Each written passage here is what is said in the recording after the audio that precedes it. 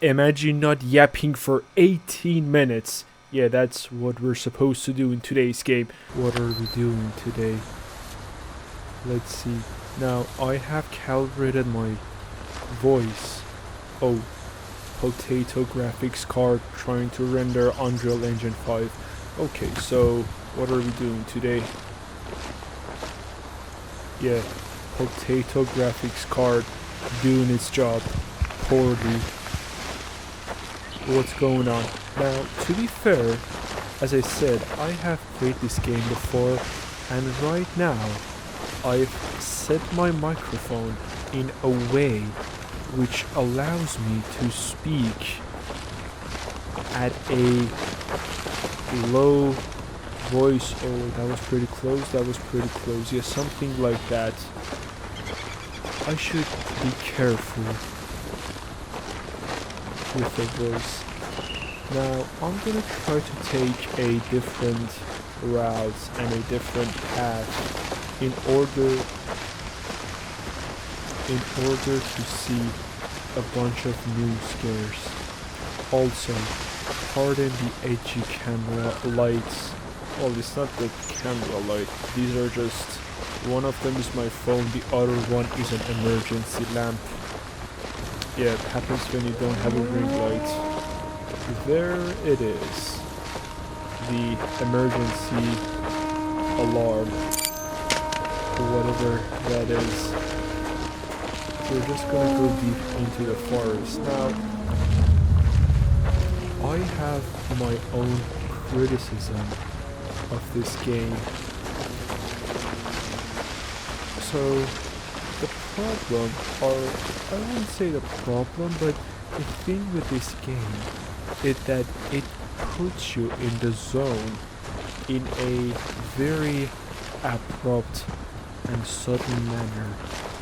So, like, right off the bat, 1 minute into the game, and it's already blackout. You know, when you're a horror fan, your nervous system kicks in, and from that point onward, you're almost ready for pretty much any imaginable thing. Like, what do we have here? Like, for example, that Wendigo thing. Why is this? Like, hello, what are we doing? There.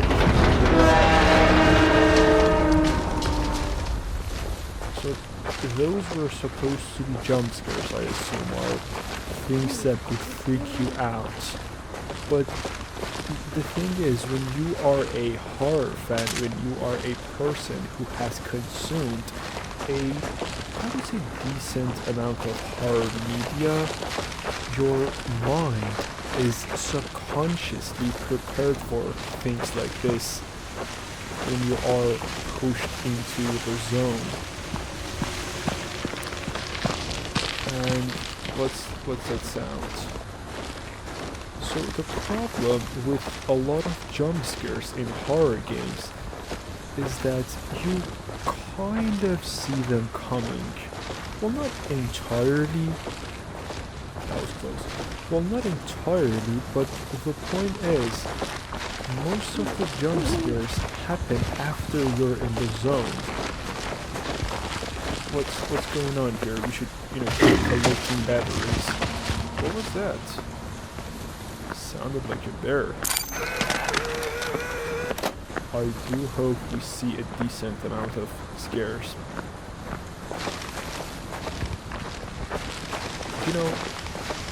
It's been a while since I have seen a jump scare in either a horror game,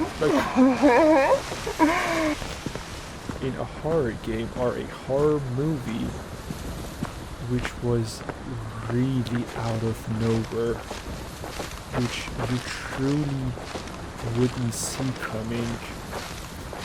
Like, for example, here in this game, like right now, you can pretty much expect almost anything So what was that? So you are, if it's a bird, we're supposed to run. Now, of course, let's mention something. We here are pretty ballsy. You who are watching this video, and me being the reckless me, you know, we just get right into the danger. But for, you know, the average person, because the thing is, you know, I think and fear and getting scared, these things are pretty subjective. A lot of people, you know, would get jump scared even after getting into that zone, and that is, you know, that is entirely, you know, justified. You know, different people, different reactions to fear, you know, different ways of getting scared, because that's the thing about human emotions and human feelings. They're very subjective. What was that? What are we doing? They're pretty subjective, and there is not a single definitive, you know, standard that could define that. But when we're talking, you know, in the context of, I guess, game development, or, you know, entertainment, media marketing and stuff like that, oh, doggy. I guess we could come up with certain standards. You know, all for the purpose of, you know, creating a new, you know, altering a new sort of experience for whoever that is consuming that media. With what am I saying?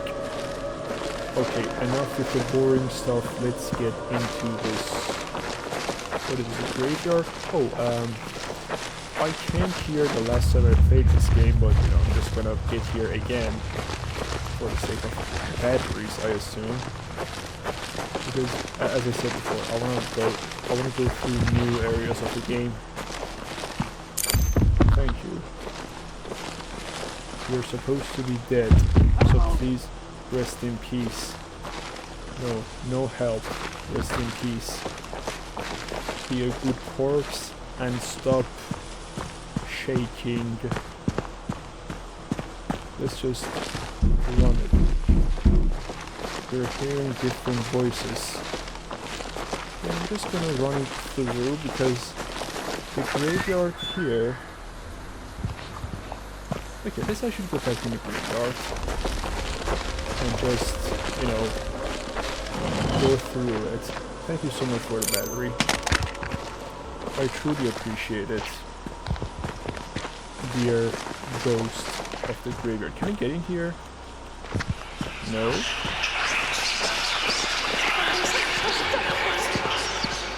Whispers of the dead. Let's try to explore new areas of the game. What's this?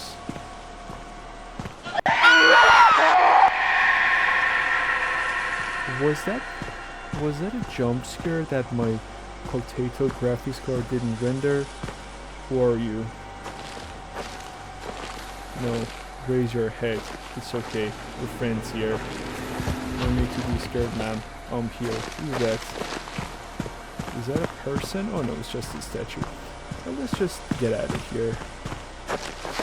Dude, I'm sweating a little bit.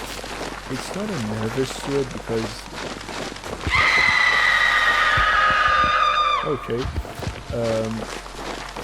Thanks for noticing. Yeah, it's not, I guess, I don't know, is it like a nervous sweat? Yeah, because I'm not really being nervous out here, if I'm being very honest. Or maybe I am subconsciously being nervous, I don't really know, because, again, the plan is to explore the parts I didn't. Is that petals? Good. No need to get dramatic.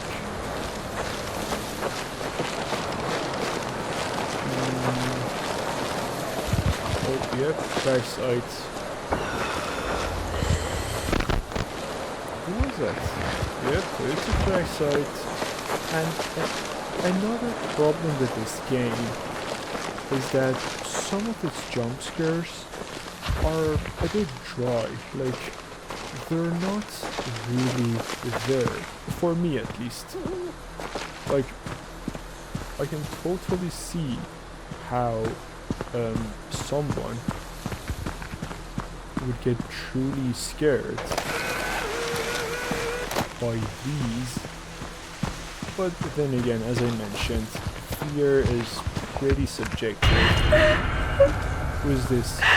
Why are you crying? What's the matter? Yeah, it was a banshee.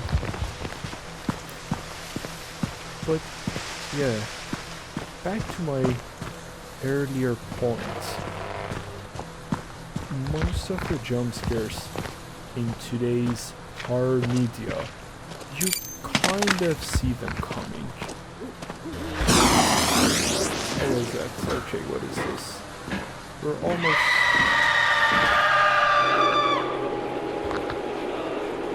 Oh, the timer stopped. Yeah, that's just...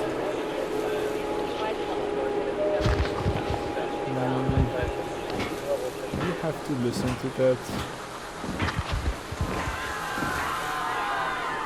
Oh. Yeah, it's the black box. Let's just run back. So yeah, that's pretty much about it. Now, I was thinking to myself the other day, does the, fearlessness, or I guess you could say, state of fear in video games, like, does it transfer to other areas of life? Like, would I personally be bold enough to wander through the woods like this at night? I don't really think so. Now, I would... What's this? A naked female body?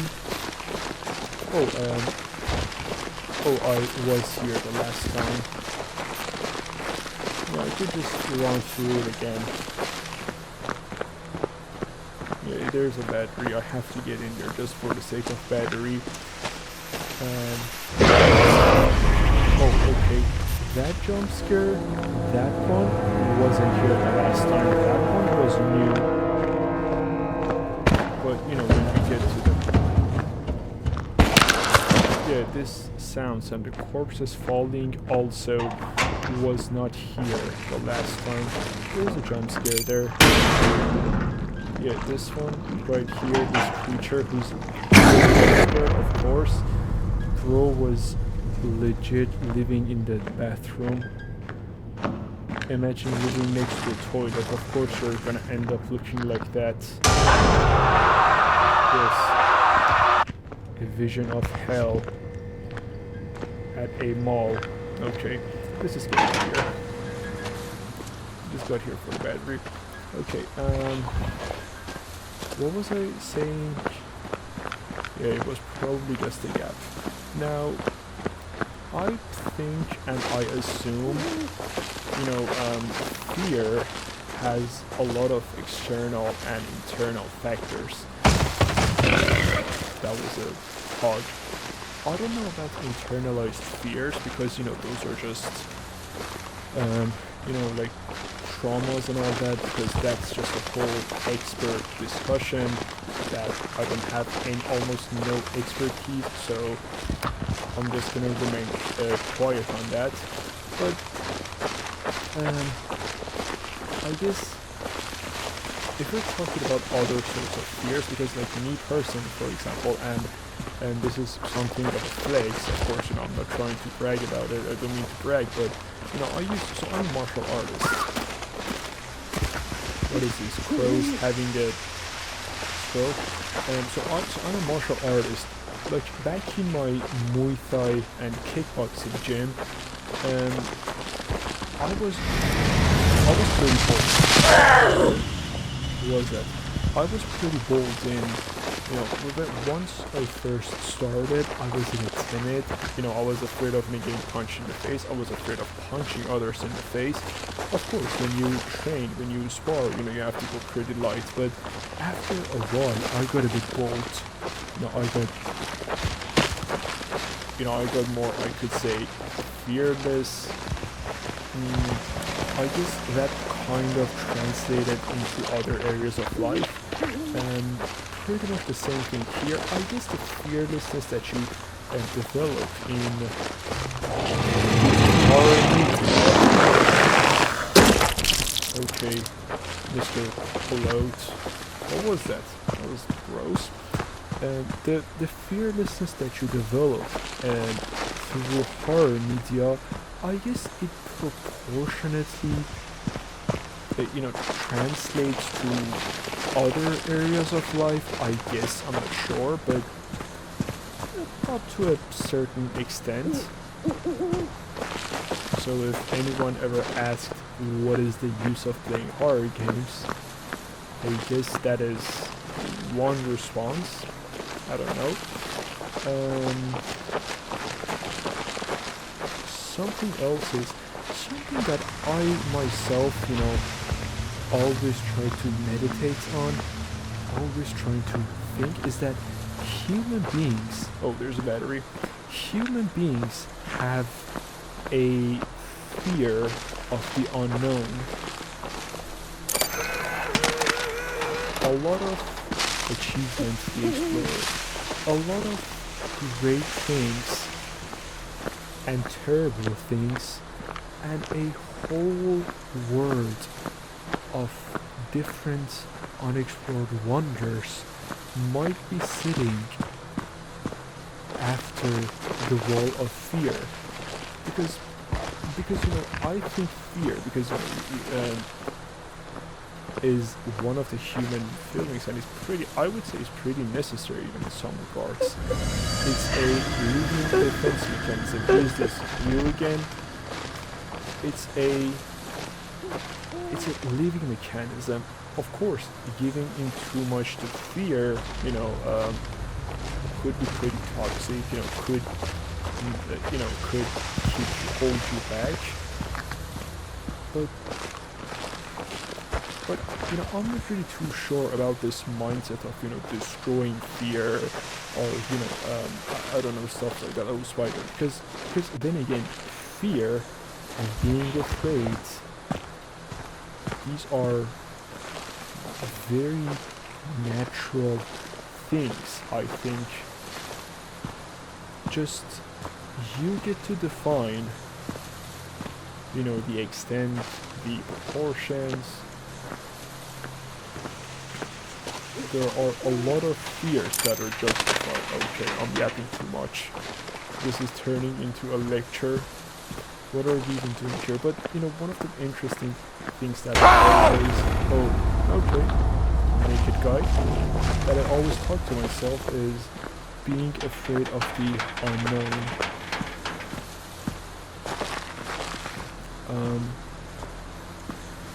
And that was the timer, and that's pretty much about it. Are we about done?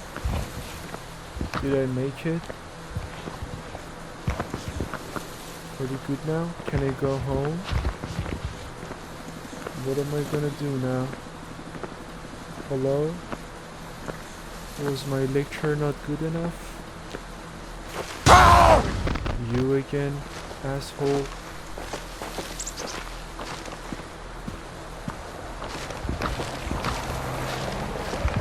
Set.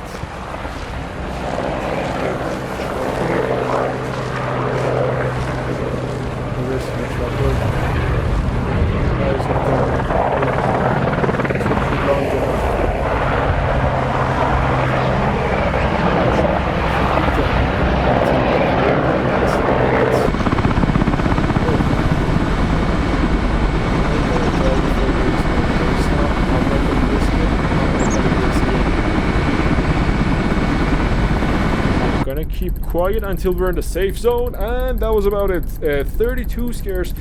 190.79 steps, found 10 batteries, 3 new locations, and 1 new relic. Now, I wish there were more scares, but that was pretty much about it. Thank you so much for watching. Yeah. It's been 84 days in my country without internet. And that's when I'm recording this, in total internet blackout. Hope you liked it, and hope to see you again. Take care of yourselves, and see you around. Goodbye.